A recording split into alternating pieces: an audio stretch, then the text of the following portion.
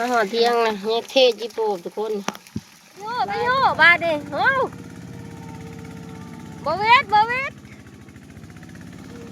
ไอ้ไปแม่มาจะผูอยู่แดดเนาะข้าวน้ำกันเนาะแสบอยู่ที่ข้าวปลาเนาะใส่ตั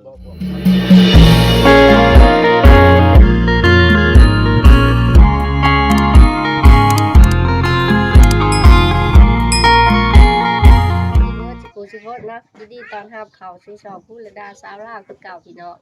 มื้อนี้จะได้สิพาพี่น้องไปหล่อป่าอีกเนาะหากินหาอยากตามธรรมชาติอยู่ป่าเนาะทุกคนได้ยังก็เอาเบิดมื้อนี้เนาะสิออกป่าคือเก่าพี่น้องกับทีมงานมื้อนี้ไปได้ละบอสเสียมเอาเลยขี่รถตอกไปได้พี่น้องมื้อนี้จะได้สบายดีไปร่วมงานอีกแล้วพี่อ้ายดิ พุทธจิโบเด้อไปคุยจิโปไปบกอดพ่อพี่น้องไปดอกเสียมกับของเนาะเตรียมไปใส่จีรอสิได้เต็มสิซี่ของนี่มือนี่มันสิเต็มอยู่บ่เนาะนี่ถ้าเบิ่งน้ำกันเด้อไปเลยขี่รถตอกเขาเนาะ บอกนี่จะว่าเท่าไรล่ะ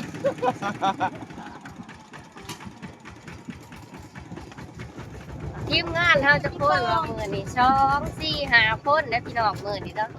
โอ้เพียกอจะไปดิFC คิดฮอดเลยโอ้โหไอ้กำลากับบ่เห็นหอดตาเพิ่นป้าเพิ่นอ้ายผู้สาว FC เด้เพิ่น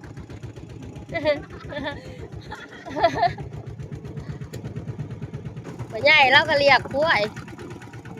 ขายซะคุ้ยฮะขายคุ้ยแล้วก็มาแต่งคอยให้หมอแพบ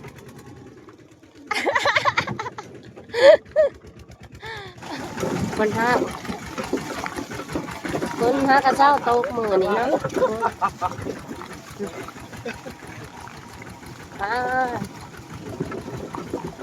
เพิ่นกันสัญจรไปมากก็เอาแต่รถไถสิไปสายเเท่าเลยพี่น้องเลยผู้ มันหมื่นแห้งเนาะนี่ทางมันเป็นโศกลิผู้ว้าวมาท่านหอดใจรถโต๊ะเขียวแหละเฮ้ยไปได้แล้ว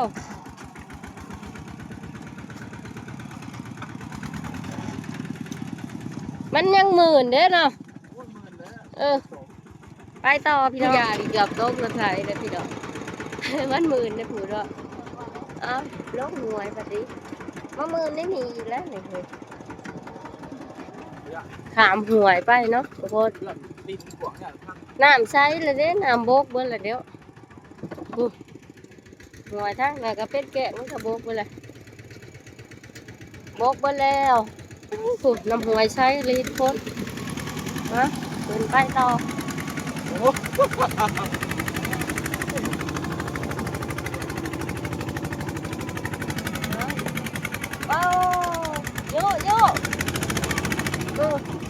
แล้วมันเดือดเลยดีนะความหน่วยมากแหละพี่น้องขี่รถใช้ตอกไปก่อนมาท่านหอดจุดหมายคนยังน้อยที่หอดไปตามบ้านเลยเนาะ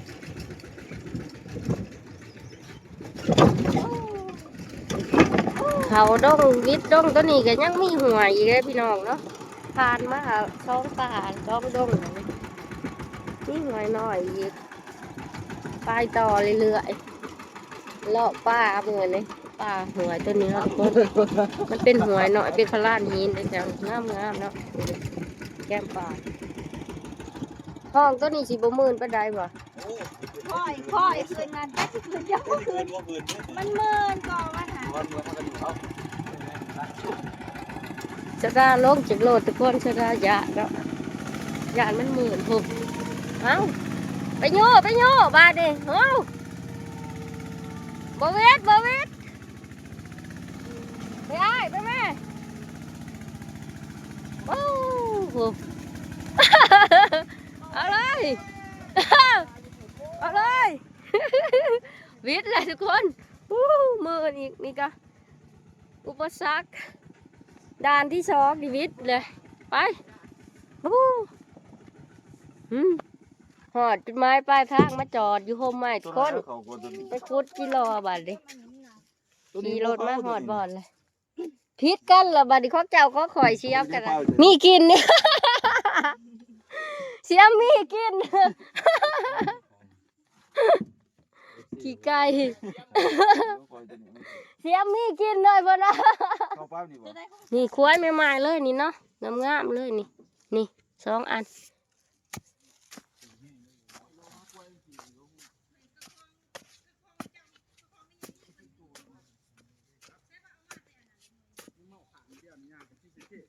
โอ้ยติดตูนนึงนะ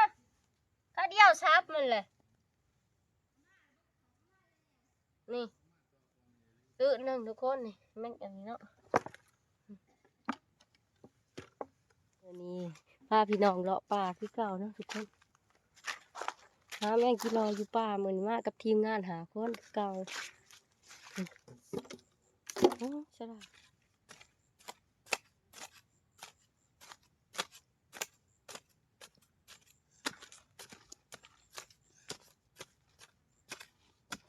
เนี่ยง่ายกันไปกูดทุกคนเขาป่าเขาดงเบิดทุกคนล่ะมันห่วยห้องน้ำเลย2 ตัวห้องน้ำเลยทุกคนกระตุก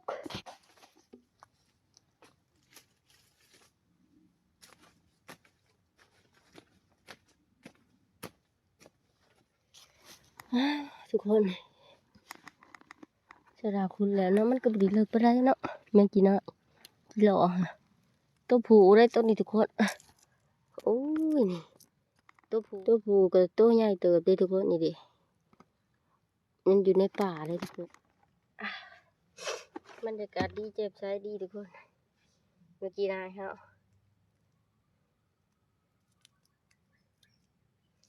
ได้ยินข่าวพี่น้องทางไทยว่าโตละ1 บาทเนาะทุกคนนี่มันคือแพงเลยเนาะเพื่อพูดจีได้เหือไหลเลยเนาะทุกคนนี่ในกิโลเนาะกูว่าตัวนี้ป้าตีเธอทุกคนเพื่อนยังใหญ่เนาะเพื่อนกิโลเลย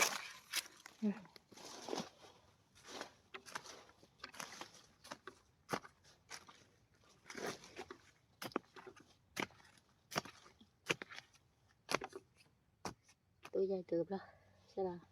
พูดมันอยู่ตื่นดึงเพราะว่าฝนตกแล้วมันกวดควายใหม่ทุกคนมันตื่นนะพี่น้องเลยมาพอปลาพักไปแยะเลยนะหลายลีหลายกันนะโอ้ยพี่น้องเย็นสบายเลยทุกคนอยู่ห้องปลาพักกันแยะทีมงานนี่จะได้ในร้านหรอวะอีก3 คนจะอยู่โขกได้บุท่านเห็นกัน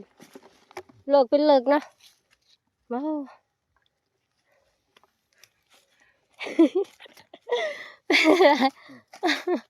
ไปเลยเอาเนาะความเป็นเลิกเนาะในตัวแม่ทุกคนความเป็นเลิกเนาะใส่เต้นถอกเลยนี่นี่ทุกคนทีมงาน4 คนก็หายตัวไปแหละจะไปอยู่ทางใดเนาะไปคนละแจ้ละบ่อนฮอดแดดขนาดทุกคนเลยกระดาษจะน้อยกับชิ้นย่างไปหาทีมงานเลยทุกคนกระดาษก็ได้ร้อยเติบเลยเนาะแม่กิโลเมื่อยฮอดแดดก้นสูโซนอยากกินมันเนาะนี่ได้ร้อยเติบเลย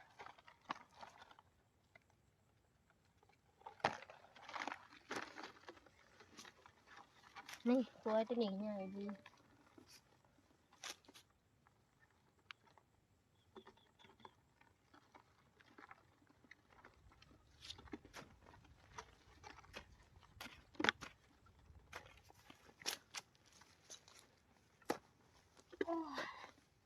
ได้เลยมุกก็เสียไปก็ได้หิวน้ำแห้งชิย่างไปขอกินน้ำดูเที่ยงเขาใหญ่ก่อนเนาะมาดีกับพ่อเที่ยงเราเนาะทุกคนถ้าได้ชิย่างไปขอกินน้ำเนาะอยากกินน้ำแห้งจนปากแห้งเลยเนาะ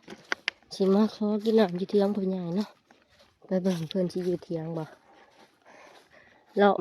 มาจนหอดเถียงเพิ่นเนาะ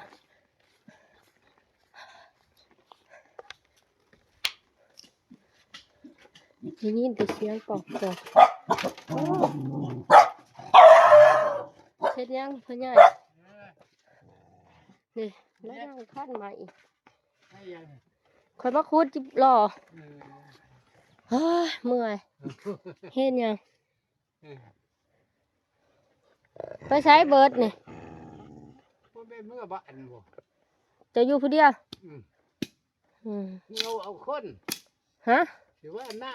ว่าหน้าสุกเบิดล่ะ เออ เขาก็สุกเบิด เอาบ่ซั่นล่ะ อืม เมื่อว่าคนเลยค่ะสิว่า พ่อใหญ่สิว่าหน้าเขาสุกเต็มให้ กินข้าวเพชรกับยัง อ่า เออ บ่ได้กิน เอ ป้า อ ได้มาอันบ่มาน มาเขาลากกินล่ะ อืม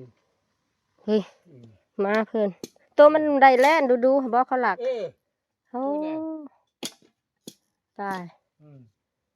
รู้จักบ่แหละคนกิน บ่จักเป็นหยังบ่จัก ตาย มันอันบ่พอ10 บาทสิไม้กันย้อนเช้า เออ มันสิเป็นเรื่องเป็นราว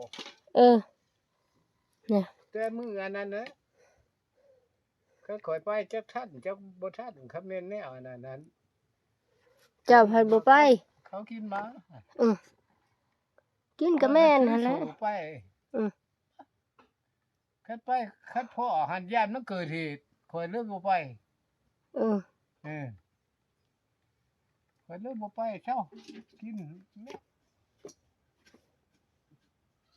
พุ้ยตัวได้พุ้ยนี่ดีบ่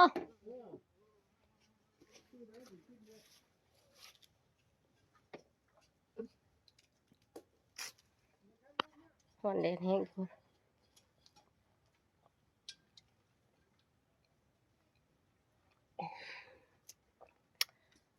ใครแน่เนาะเวลามาแวะที่น้ำเที่ยงเพิ่นใหญ่สิไปหาทีมงานมานี่ทุกคนเลยเขาเจ้าจึงเลาะป่าหอดไซแหละตอกไปหาพวกเขาเจ้าก่อน อืม มาแล้วกัน อืม รถไถไปหนีได้บ่ไปใช่นะเฮาจะได้แวะกินน้ำอยู่เที่ยงพ่อใหญ่เนาะที่โกนบางอย่างนี่พ่อใหญ่เราเป็นอันน่ะเป็นน้องชายของแม่เฒ่าสดาเองเนาะเป็นน้องชายแม่ตู่สดาเองบางอย่างนี่เนาะเพิ่นผู้เฒ่าแห้งแล้วเนาะแต่ว่าแม่ตู่แม่เฒ่าสดาก็เสียไปแล้วเนาะเพิ่นนี่ก็เป็นน้องชายแม่ตู่สดาพ่อใหญ่บางอย่างนี่จะไปแวะกินน้ำน้ำเพิ่นสดาขี่งานไปหาทีมงานก่อนทุกคนบ่ฮู้ทีมงานเฮาฮอดใช้เดี๋ยวนี้เนาะนี่ทุกคนมาฮอดบ่อนจอดรถก็บ่เห็นทีมงานเนาะจักบ่เพิ่นพากันไปเลาะฮอดใช้บ่เห็นบ่อนจอดรถก็บ่เห็นบ่เพิ่นว่าสิมาถ่ายอยู่นี่ก็บ่เห็นทุกคนเอ้ยสดานางอยู่ผู้เดียวปีดอกบ่จักเนาะที่พากันไปเลาะฮอดใช้ถ้าว่าน้ำบ่พอเลยสดาก็มีแต่นางถ่ายอยู่นี่แหละเมื่อยทุกคนมันแดดน้ำหากันก็บ่เห็น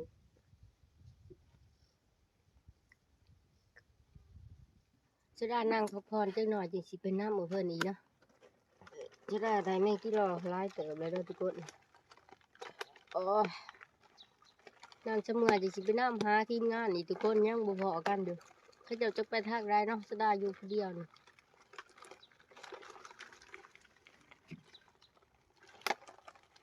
เดี๋ยวจะได้ก็ได้หลายเติบเลยกำลังว่าสิไปน้ำเห็นคนหนึ่งสอดมาแล้วพูบ่าวคำดาพูเราพูดที่ปู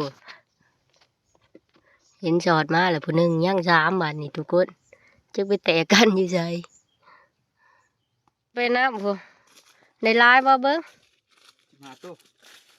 เบิ้งเขาก่อนได้ไลน์บ่เพิ่นมาตอนมือทีมงานเพิ่นยังโคตรอยู่พู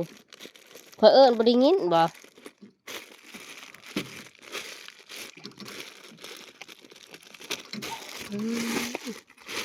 โอ้โหเฮ้คือจังโดดลงตัวนึงมาบ่โอ้บ่คำลาเลยได้ลายเด้อทุกคน เอาใส่ติถอดออกตะกระตุก ได้ลายตึกนี่ฮะมาหาโพดใหม่กินข้าวนี่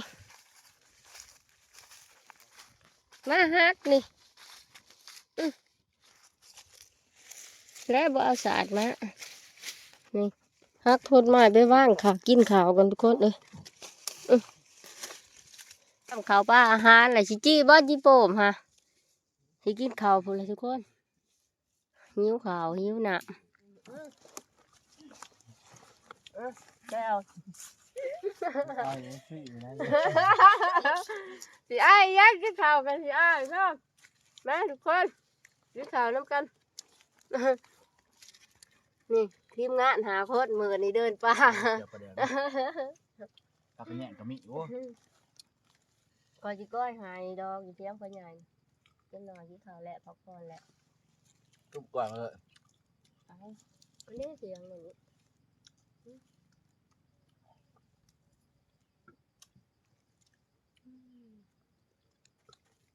พี่ก็มีได้ค่ะบริปีงฟ้าเอาแห้งของสาวเนี่ย ขอไปยืมเอาหลวงผัก ก็แซ่บคือเก่ากินข้าวอยู่ป่า อาหารกับแจ้วเนี่ยแจ้วทางไหนได้ข้าวจี อู้ปลาซิวบ่แซ่บได้กินข้าวป่าทีมงานหาคน แสบอยู่เคิร์นFC เกินเอฟซี กิน ในวัด2 โมง เมื่อยผู้นี้แห้งได้จิโปบหลายสองพวเมียแห้งเด็ดหลายทุกคนดีคุดไว้เห็นควายหลายก็บ่เอิ้นหมู่ โมคุณนับบ่ ยันหมู่คุดดับเลย น้อยเบาดัง ย่อเขาจะเอาขึ้นเราได้ โม่ก็ทางเราเนี่ยบ่ทั้งกันเห็นว่าเราแต่ละก็คือ แล้วกินนี่จะตีแล้วเนี่ยบ่มาออก เพิ่นสิสู้กลับเด้อเกินว่าเด้อว่าบ่ไหวว่ายอมมัน แล้วบ่มาออกก็คือ เมากับเมาคือหมู่นะครับเมาของยังคือเก่า ๆมาบ่ลง ขันมันตัดปลาจะได้กูอยู่แดด กิน เนาะ ข้าวน้ำกันเนาะแซ่บอยู่กินข้าวปลาเนาะ ใจเกินบ่ตัดตัวเศร้านี่ก็ได้กู ได้แต่ห้ามบ่ได้หัวจิโป เขา มั ตั น ด มี มัน หมา แห้งไว้เกี่ยวดอกบาง บ่เขาตัดมันแห้งไว้ เอาเทละบาง ตัดจักนะ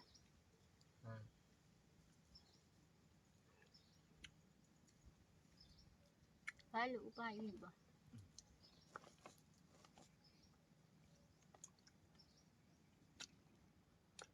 มันก็โหมคือได้ปลาขนาดนั้น บ่เห็นพอที่บ่เห็นอูเฮ็ดบ่ไปเนาะมันบ่เห็นบ่เชื่อเนาะฮะ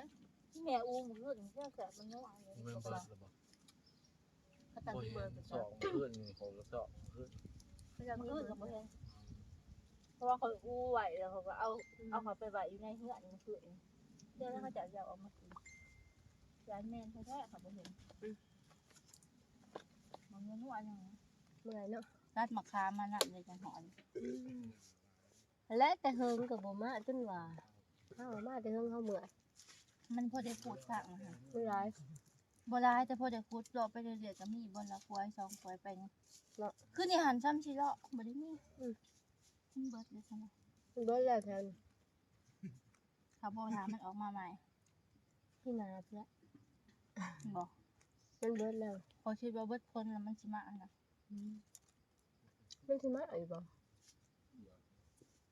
มันออกมาสิป่ะ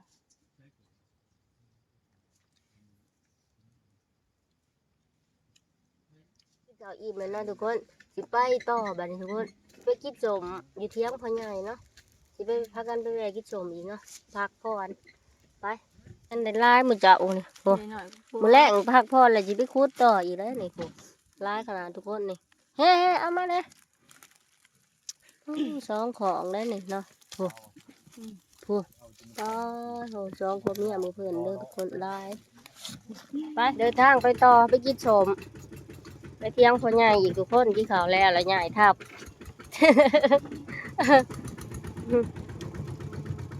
มาไปเที่ยงพ่อใหญ่คือเก่ามาสกอยประเดี๋ยวอยู่นี่อีกเนาะเอ้ยแซ่บๆเลยทุกคนโอ้บ่าวเด่นวะเคิร์นFC อเด่นวะกัดพวดรถนะ กัดพวดโลดพี่อ้าย กันปวด มานะ อืม ไล่ออก มาบิ้วขึ้นมาพี่ คอยตูบูขึ้นมาเลย เอาควายตู้ออกเลยค่ะโอ้ป้าเด็ก ยามมาแตกแปกแล้ว พ่อใหญ่เราก็ยืดเบิ่งอยู่มา เก็บแล้วได้ ทำลายแตก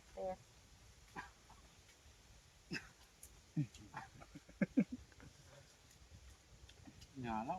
มีเฉย นี่เด้อไม่ปลูกมันใช่เนาะไปสิ ใช่ครับกิโลวัตกิโลวัตยาปูน ฉีกป้าแดก มันเดียวกัน หมดแล้ว ฉีกป้าแดกเยอะๆเลยดิทุกคนเนี่ย สีกระเข้มคือเก่าพี่น้อง มันจะประเค็ง คำนี้น้ำตาลแค่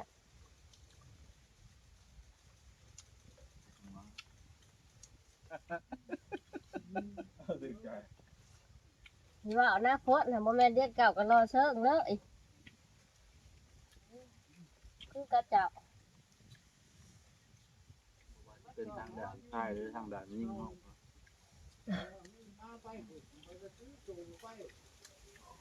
แล้วหมูอยากกินของเฮาโอ้หมูอิจฉาว่ามันมามานบ่จักมาถือกันหั่น เล่าเนี่ยพอไปปู ตอนนี้คุดจิรอเรียบร้อยทุกคนได้ผู้ละครเนาะสิเดินทางกลับบ้านแล้วพี่น้องเอ้ยเบิ่งมันรีวิวให้เบิ่งได้หลายปานใดทองนี่แม่งจิรอนี่เต็มเบิดทุกของเลยดิทุกคนนี่ตัวนี้ก็เต็มเนาะโอ้ทุกคนเต็มเบิดสี่ของนี่หนึ่งสองสามสี่เต็มของทุกคนซ้ำสิกินหมดแล้วโอ้ทีมงานเราสิเดินทางเมื่อแล้ววันนี้ทุกคนเอ้ยตามแล้วกลับบ้านทุกคนพอกันอยู่เที่ยงแหละไปขอกินโฟมนะครับไปสิได้สบายอีกเนาะพอกันอยู่เที่ยงทุกคนนั่งรถก่อนเมื่อยร้ายตอนนี้ นี่มีอยู่พันปลาย มาหอเที่ยงนะเนี่ยเทศญี่ปุ่นทุกคนร้ายคือเก่าเนาะเหมือนนี่จะได้ได้แม่งขี้โปบขี้รอบ่ไรร้ายสมจะไปมือไหนวะ ข่อยได้300ปลาย บ่ สิได้อยู่ดอก200 200เบิ่นนี่นะร้ายเติบนะทุกคน นี่ตู้ขาแหงมาใส่ หอเที่ยงเลยๆทุกคนเนาะจ้ะสปีดขี้ไว้ซ้ำนี่แล้วทุกคนสิหาอาบน้ำพักผ่อนใส่ขี้ญี่ปุ่นกันทุกคนนี่ เด็กตัวตายมันก็ ได้บักร้ายเติบเลยทุกคนจะได้ไปสำนีกันเนาะพวกเลาะปลากินข้าวปลาจนเมื่อยเนาะทุกเฮ้ยขอกันมาวิดีโอหนาเด้อทุกคนอย่าลืมกดไลค์กดแชร์กดติดตามกดชมเพื่อเป็นกำลังใจในเด้อ